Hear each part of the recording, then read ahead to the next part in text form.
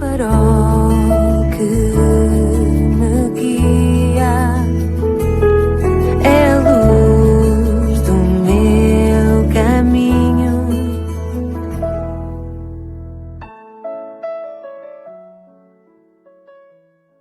Sou o Carlos Oliveira e é com prazer que dou as boas-vindas à 30ª edição do programa Pedindo Luz. Dou graças a Deus por ter podido até ao presente realizado 30 programas que tocam em assuntos tão prementes e tão necessários, com temas em que as pessoas têm tantas dúvidas e colocam tantas questões. O tema hoje é a ciência e a Bíblia. A ciência contradiz a Bíblia como se ouve muito dizer por aí ou, pelo contrário, confirma a veracidade da Bíblia? É isto que nos propomos ver hoje. Muitos pensam que as descobertas científicas tornaram a Bíblia um livro obsoleto, retirando-lhe toda a credibilidade. Porém, nós vamos ver que se passa exatamente o contrário. Vamos ver que o avanço das descobertas científicas tem vindo, bem pelo contrário, a reforçar e a aumentar a credibilidade deste livro que afirma ser a Palavra de Deus e que é a Palavra de Deus. Ora, sendo a Bíblia a Palavra de Deus, como não podia deixar de ser, só poderia ser reforçada pelas descobertas científicas, nunca diminuída, nunca enfraquecida. A ciência tem mesmo destacado a autenticidade, veracidade e confiabilidade da Bíblia, como nós veremos. Linus Pauling ganhou 2 vezes o Prémio Nobel, um Prémio Nobel da Química e um Prémio Nobel da Paz. E ele disse, certa ocasião, a ciência é a busca da verdade, um esforço para entender o mundo.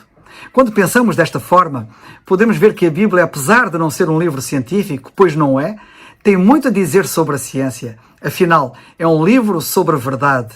Jesus não disse que a Bíblia é a verdade. Ao longo das suas páginas, a Bíblia profere a verdade da história e da ciência.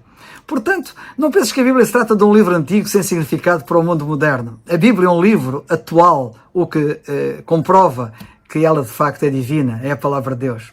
Vejamos como as descobertas científicas têm confirmado a verdade expressa na Bíblia. O livro de Jó, provavelmente o livro da Bíblia mais antigo, antecedendo cronologicamente o livro de Gênesis, diz que Deus suspendeu a terra sobre o nada, ou seja, que a colocou a flutuar no espaço. E isto, note-se, quando se pensava que a terra assentava sobre um enorme animal ou sobre um enorme gigante. A ciência só descobriu que a terra está suspensa sobre o nada em 1650, cerca de 3.000 anos depois da Bíblia já ter afirmado isso. E que diremos de a Bíblia, cerca de 1490 anos antes de Cristo, dar instruções em Levítico 13:46 sobre o que fazer se alguém tivesse lepra? Todos os dias, diz a Bíblia, em que a praga estiver nele, será imundo. Imundo está, habitará só. A sua habitação será fora do arraial. Sim, vemos aqui que há muito que a Bíblia fala em quarentena. Na quarentena de que tanto ouvimos falar nos nossos dias.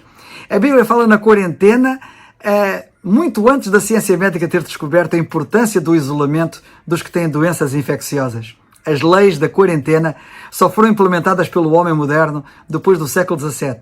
Estima-se que a devastadora peste negra do século XIV tenha ceifado cerca de 70 milhões de vidas.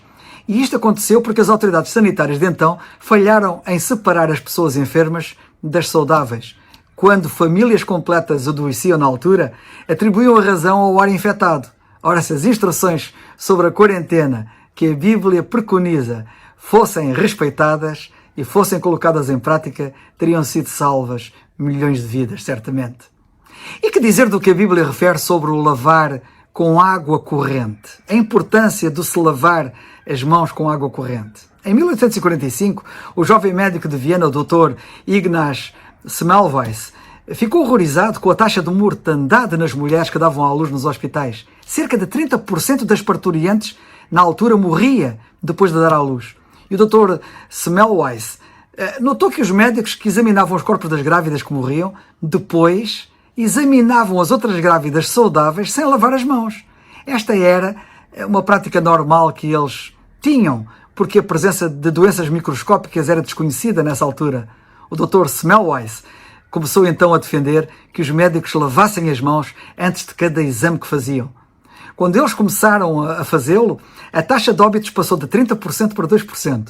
Agora notemos bem as instruções que a Bíblia dá à nação de Israel há cerca de 3.000 anos, quanto ao modo como se devia tratar as doenças. Diz assim a Bíblia: quando, pois, o que tem fluxo estiver limpo do seu fluxo, contar-se-ão 7 dias para a sua purificação, e lavará as suas vestes, e banhará a sua carne em águas vivas, ou seja, em água corrente, e será limpo.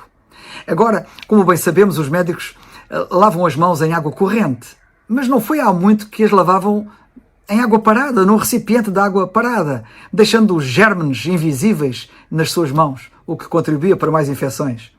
E o que diremos de a Bíblia afirmar em Levítico 17:11 que a vida da carne está no sangue? É o sangue que dá continuidade a todos os processos de vida no corpo.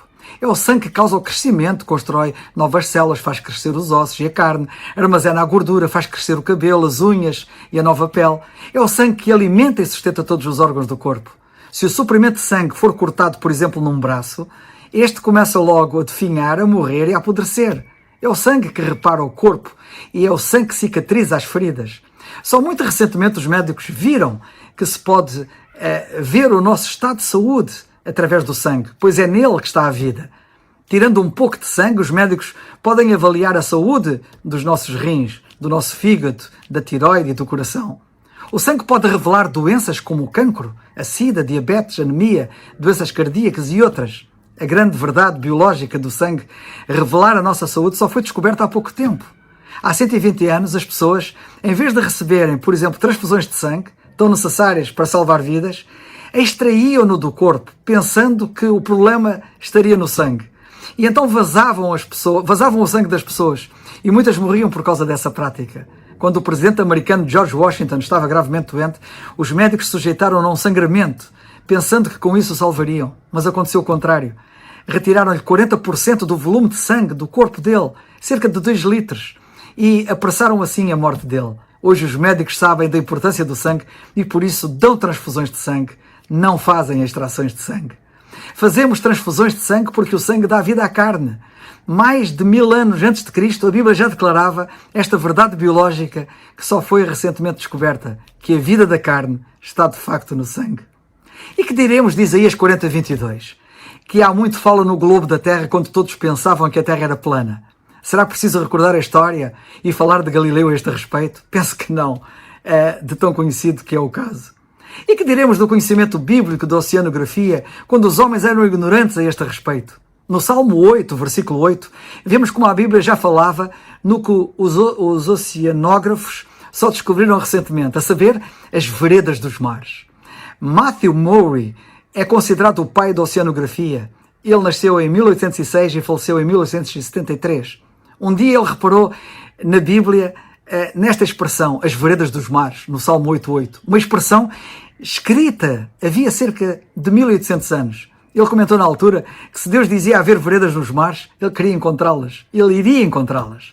Murray levou Deus à letra e foi à procura destas veredas. E nós hoje estamos-lhe muito gratos e estamos endividados com a sua descoberta das correntes marítimas, as correntes continentais quentes e frias, as veredas do mar. O seu livro sobre oceanografia continua a ser o texto base deste assunto e ainda é usado nas universidades. Em homenagem a este homem, fizeram-lhe uma estátua com ele sentado, com uma Bíblia ao seu lado. Não podiam fazer melhor homenagem. E que diremos das ondas de luz e de rádio mencionadas em Jó 38:35, cerca de 1500 anos antes de Cristo? Jó escreveu: ordenarás aos raios que saiam e te digam. Isto está, portanto, no livro de Jó, e ele escreveu no capítulo 38, versículo 35 isto. Ou seja, a luz pode ser enviada articulando um discurso. Ordenarás aos raios que saiam e te digam. Sabias que toda a radiação eletromagnética, desde as ondas da rádio aos raios X, viajam à velocidade da luz? Essa é a razão porque temos comunicações instantâneas sem fios com alguém do outro lado do planeta, num instante. Só em 1864 se descobriu isto, que a Bíblia já falava há tanto tempo. Sim, só cerca de 3.300 anos depois, quando o cientista britânico James Clerk Maxwell sugeriu que a eletricidade e as ondas de luz eram duas formas da mesma coisa. E que diremos da primeira lei da termodinâmica revelada em Gênesis 2:1, que diz que nem a massa nem a energia podem ser criadas ou destruídas? Gênesis 2:1 diz assim: os céus e a terra e todo o seu exército foram acabados. Só muitos anos mais tarde, os homens descobriram esta lei, a lei da termodinâmica. Tudo está acabado. A natureza está completa. O brilho da luz dado pelo sol está consumado. O céu azul está consumado, incluindo as gotas nas nuvens que causam a sua chuva e que purificam o ar e dão vida à terra. As árvores estão consumadas, dando-nos o oxigênio para respirarmos. Os rios estão consumados, abundando em peixe e enchendo os nossos grandes oceanos com água. A terra está consumada, produzindo plantas que nos dão alimento para a nossa subsistência. Nada tem um meio olho evoluído. Nada tem um meio ouvido evoluído, uma meia perna evoluída, um meio cérebro evoluído. Está tudo consumado, acabado. Desde os animais ao homem, desde as aves à beleza e fragrância de uma simples rosa que floresce para a glória de Deus e para o seu prazer e nosso. Nada está a evoluir. Está tudo consumado. Está tudo acabado, exatamente como diz a Bíblia. E que diremos das dimensões do meio naval referido em Gênesis 6,15, referente à chamada Arca de Noé, muito antes de haver construtores navais ou indústria naval? Diz a Bíblia que a arca deveria ser construída assim: de 300 côvados o comprimento da arca, e de 50 côvados a sua largura e de 30 côvados a sua altura. Temos aqui as dimensões que Deus deu a Noé para edificar este enorme navio. É interessante notar que num estudo científico levado a cabo em 1993, conduzido pelo Centro de Investigação Coreano, CRISO, eles compararam 12 cascos de diferentes formas e descobriram que nenhum desenho moderno supera o modelo bíblico. O comprimento da arca era 6 vezes a sua largura e 10 vezes a sua altura. Muitos navios contemporâneos são construídos com proporções semelhantes a estas. Embora o rácio comprimento-largura seja usualmente determinado pela força requerida para os movimentar na água, a arca, como só precisava de se manter a flutuar, de estar a pairar, as medidas são exatamente as ideais.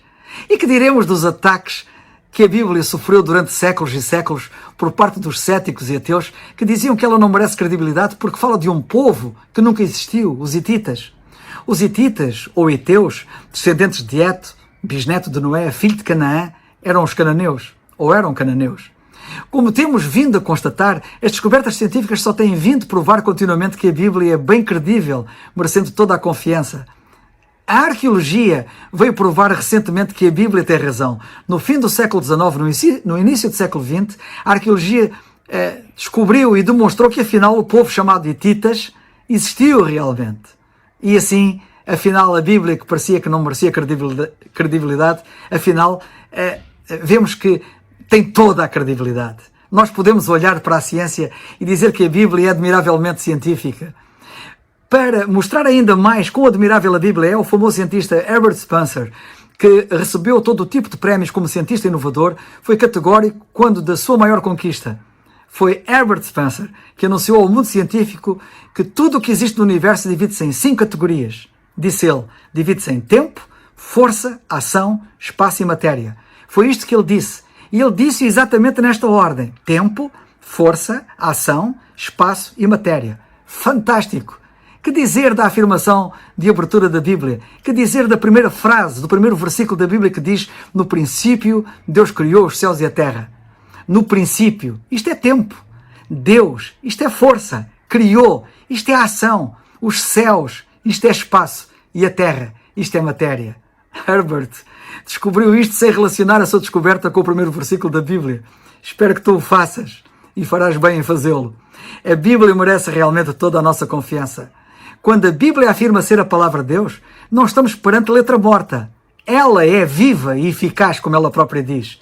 E eu espero que a sua vida se reflita na tua experiência e tu passas a ganhar a vida que não tens, a vida eterna. A Bíblia diz na Epístola aos Romanos que não há um justo nem um sequer, que todos pecaram e estão separados de Deus.